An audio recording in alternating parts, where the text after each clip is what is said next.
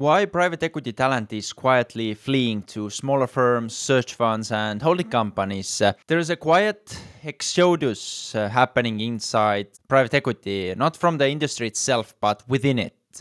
From big funds to small funds, from traditional PE roles to entrepreneurial structures, from theoretical carry to real ownership. And if you talk to enough mid-market VPs, principals, and associates, the pattern is impossible to ignore. And I've had those conversations with people who follow me on X.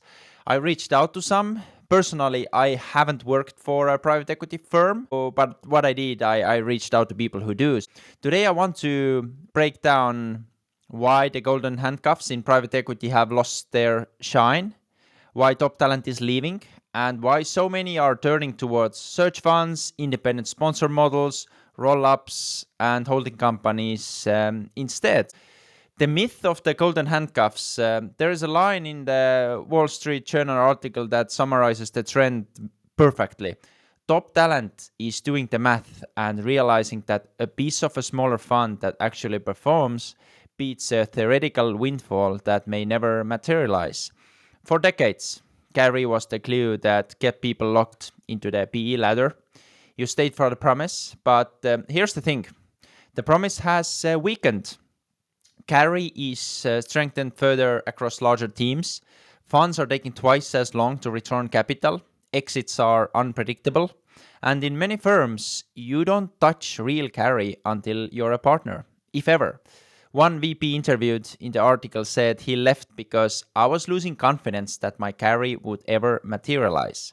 He was basically saying my upside was a PowerPoint slide. The unappreciated reality.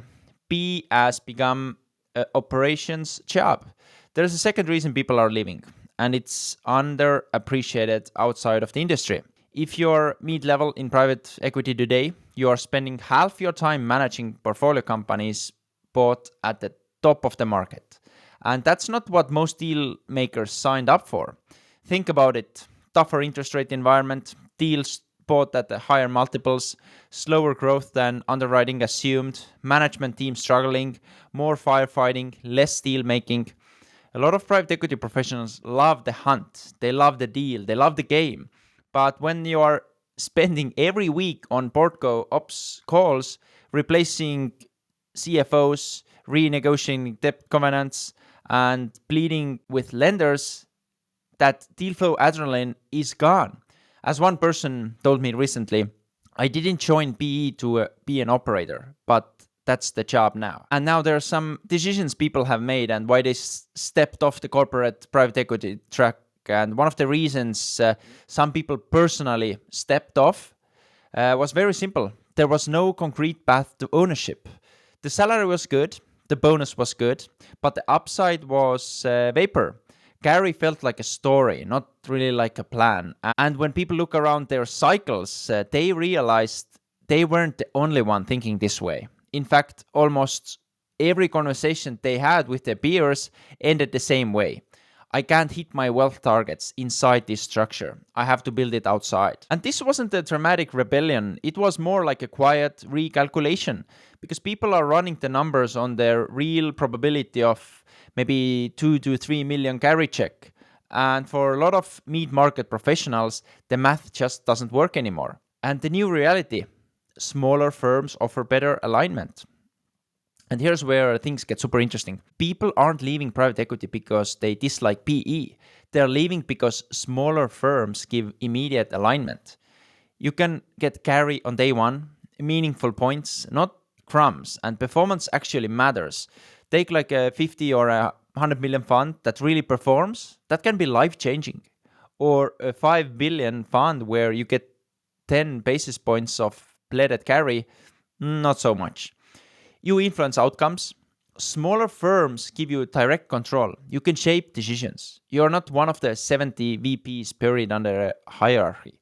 And there's a culture shift happening. The next generation doesn't want to wait until they're like 45 to have upside. They want it now. Now, the explosion of entrepreneurial investment model. That's why so many choosing alternative paths. Take independent sponsors, where you can build economics deal by deal, or search funds. Buy one great business and own a real chunk of it, or holdcos. Build long-term compounding and own equity across multiple companies. Take small PE funds, raise 5 to 25 million from LPs and build something nimble, or roll-ups. Group small profitable assets and grow them into a platform. Take self-funded deals, especially now with the SBA leverage, or even M&A advisors who use fees to build their own equity base. The common thread behind all of this: you get real ownership. Not theoretical, not maybe in Fund 5, not after you're promoted, not after we exit and after the clawback calculation. It's real equity, real control, and real upside. Private equity's talent crisis, because the math changed and the industry is now facing something it hasn't dealt before: a talent outflow not caused by burnout, but by better opportunities elsewhere. Because the old model is breaking. Funds are too big, carries too diluted, holding periods are too long, exits are too uncertain, ops working too heavy.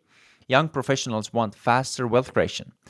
This is why smaller funds are booming, why emerging managers are multiplying, why roll-up operators are everywhere, why search funds have record volume. This podcast itself, last year, I look at the Spotify stats, it has grown 355%.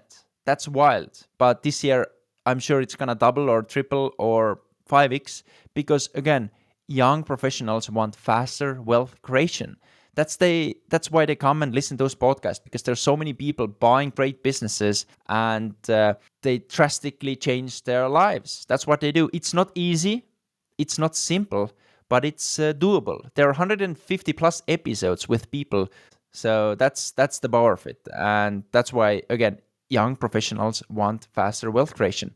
And today, more than ever, they're willing to make this jump. Why this is good for the industry? Let me end on something that rarely gets said. It's actually good that we don't live in a world where PE VPs own private jets. And this I took from a guy in a comment section on X, because that world hasn't existed in decades, if ever. But the myth persisted. Now, wealth comes from ownership, and ownership comes from building.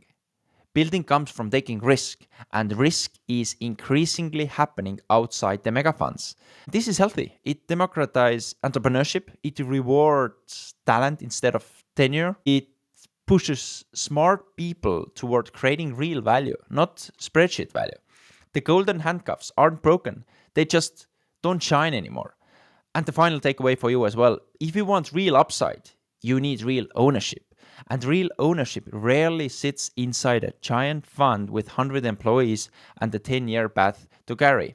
The real ownership is in small funds, in self-funded acquisitions, in independent sponsor deals. Here I would say a few words about our sponsor, which is a CapitalPad. Go to capitalpad.com. You will see various deals. If you're a accredited investor, the smallest investment you can make is $25,000. So far, they've made 8 acquisitions. And there you can see different deals, and you can back those independent searchers who have found an excellent deal.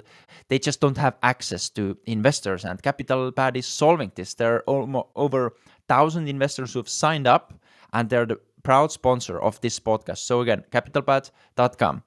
Back to the idea of where you can actually, where is the upside? Again, I mentioned small funds, self-funded acquisitions, independent sponsor deals, holding companies, or anything like entrepreneurial paths, almost like opportunities where you can influence outcomes and own the result. This is the future of private equity talent, and it's already underway.